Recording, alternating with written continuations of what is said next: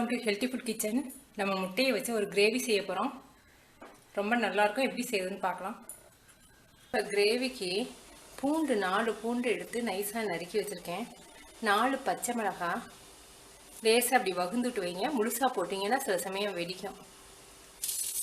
இஞ்சி கொஞ்சம், பெரிய வெங்காயம் 1 வெங்காயம், கறி லீவ்ஸ் இந்த அளவுக்கு,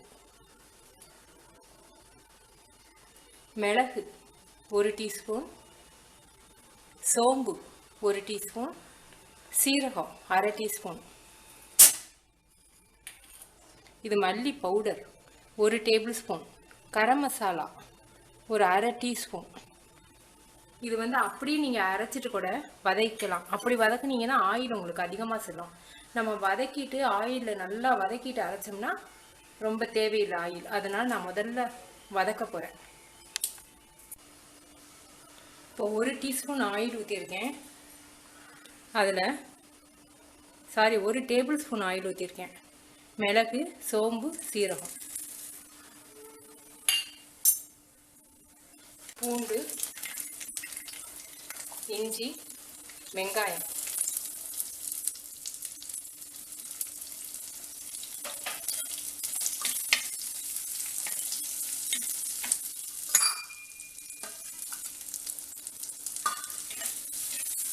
இந்த வெங்காயம் பூண்டோடைய இந்த பச்சை ஃப்ளேவர் போகணும். வெங்காயத்தோட கலர் மாறணும். நல்லா வதங்கட்டும்.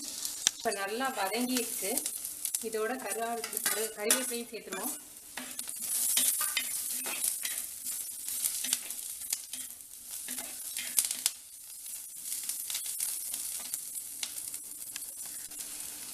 இப்போ மல்லி போடுறோம், கரம் மசாலா போடுறோம்.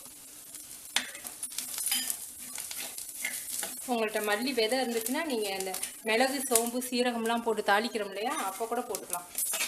போதும். இப்போ இதை நைஸாக கொஞ்சம் அரைச்சிருவோம், பேஸ்ட் பண்ணிடுவோம்.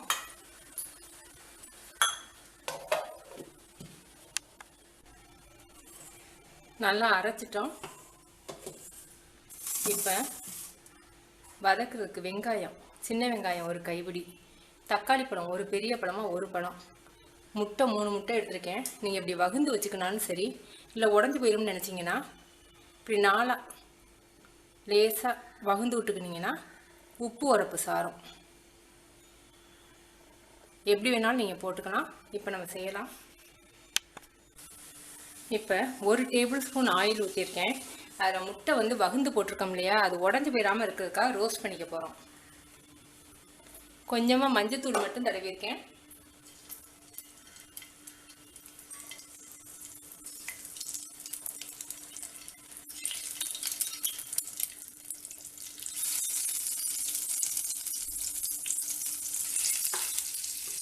முழு முட்டையை போடுறதுனா போட்டுக்கலாம். லேசாக முழு முட்டை லேசாக ரோஸ்ட் பண்ணிங்கன்னா போதும்.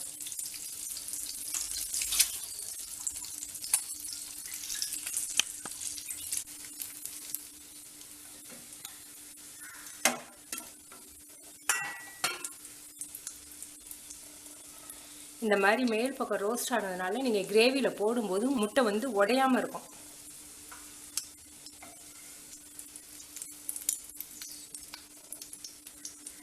நீங்கள் இந்த ஆயிலில் சில்லி பவுடர் கூட நீங்கள் வேணும்னா போட்டுக்கலாம். நான் தேவையான அளவுக்கு பச்சை மிளகாய் போட்டிருக்கேன், அதனால் தேவையில்லைன்னு நான் போடல. இப்போ நமக்கு இந்த ஆயிலே போதும்.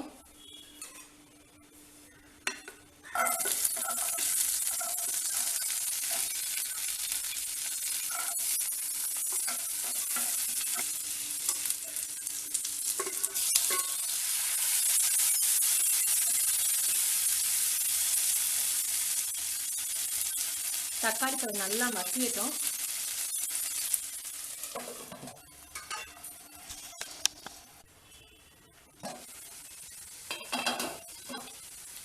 தேவையான அளவுக்கு உப்பு சேர்த்துக்குவோம். இப்போ நம்ம அரைச்ச விழுது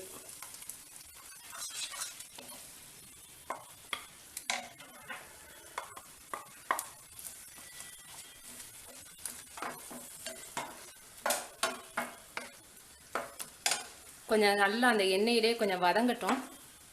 ஏற்கனவே நம்ம வதக்கிட்டோம், இன்னும் கொஞ்சம் வதங்கட்டும். உப்பு உரப்பு எல்லாமே கரெக்டாக இருக்குது. நல்லா சூப்பர் டேஸ்ட்டாக நல்ல வாசமாகவும் இருக்குது. இப்போ கொஞ்சம் தண்ணி சேர்த்து கொதிக்க விடுவோம்.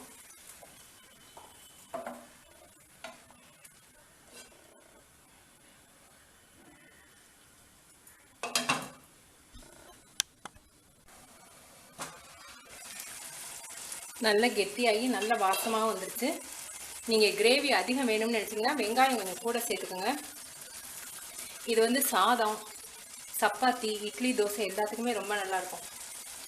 ஜீரக சாதம் வச்சிங்கன்னா அதுக்கு சைடிஷாக கூட இதை நீங்கள் வச்சுக்கலாம். ரொம்ப நல்லாயிருக்கும்.